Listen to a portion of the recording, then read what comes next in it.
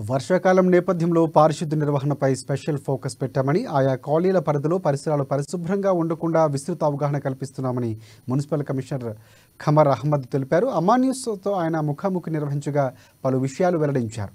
ఎప్పటికప్పుడు పారిశుద్ధ్య చర్యలు చేపడుతున్నామని, పురవీధుల్లో క్లీన్ చేసి చెత్త సేకరణ వాహనాల ద్వారా ప్రతిరోజు చెత్తను సేకరిస్తున్నామని తెలిపారు. ముఖ్యంగా డెంగ్యూ, మలేరియా, విషజ్వరాలు వంటివి ప్రబలకుండా తగు జాగ్రత్తలు పాటించాలంటూ అవగాహన కల్పిస్తున్నామని చెప్పారు. ఫ్రైడే డ్రై డే కార్యక్రమంలో భాగంగా వైద్య సిబ్బంది సహకారంతో దోమల వ్యాప్తిని నిరోధించడానికి ప్రజలకు అవగాహన కల్పించి చైతన్యపరుస్తున్నట్లు కూడా వెల్లడించారు. ప్రధానంగా ఇంటి పరిసరాల్లో నీరు నిల్వ ఉండకుండా చూసుకోవాలని, అప్పుడే వ్యాధులు ప్రబలకుండా ఉంటాయని సూచిస్తున్నారు.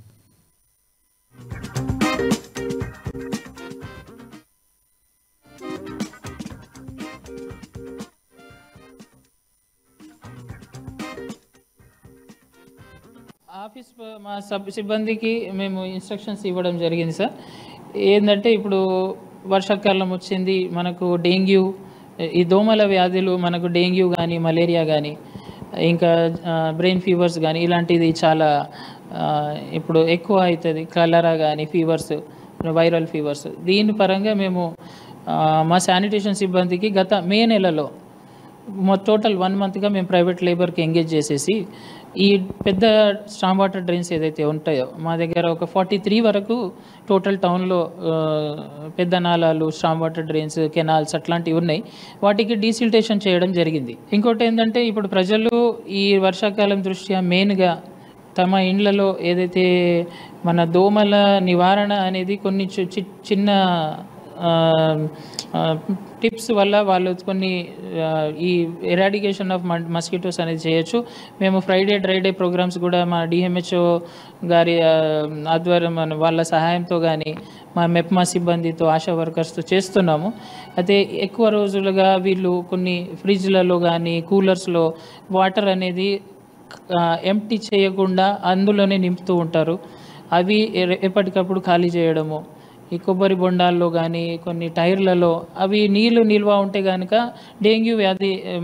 డెంగ్యూ దోమలు అనేది తయారు అవుతాయి. ఆ లార్వల్ మస్కిటోస్ అది చేస్తాను. మేము మా సిబ్బంది తరపు నుంచి ఆయిల్ బాల్స్ వేయడం, ఎక్కడైతే స్టాగ్నేటెడ్ వాటర్ ఉంటుందో అక్కడ ఆయిల్ బాల్స్ వేస్తున్నాము, బ్లీచింగ్ చేస్తున్నాము. అది స్ప్రేయింగ్ ఆఫ్ అది ఏదైతే కెమికల్స్ ఉంటాయో అవి కూడా చేస్తున్నాం. కానీ ప్రజల బాధ్యత పరిసరాలు శుభ్రంగా ఉంచుకోవడం, ఇంట్లో లోపల వాళ్ళ ఇంట్లో ఏదైతే పరిశుభ్రంగా పెట్టుకుంటారో బయట మన ఇంటి బయట కూడా సరౌండింగ్స్ క్లీన్ ఉండేటట్టుగా చూసుకోవడము. అది ఏదన్నా ఈ డ్రైన్స్ క్లీనింగ్ కావట్లేదు మున్సిపల్ సిబ్బంది వల్ల ఏదంటే దానికి వాళ్ళు డైరెక్ట్గా నాకు కానీ మా శానిటరీ ఇన్స్పెక్టర్ కానీ మా సిబ్బందికి వాళ్ళు కాంటాక్ట్ చేస్తున్నారు. ఎప్పటికప్పుడు మేము అది అటెండ్ చేసి రెక్టిఫై చేస్తున్నాము.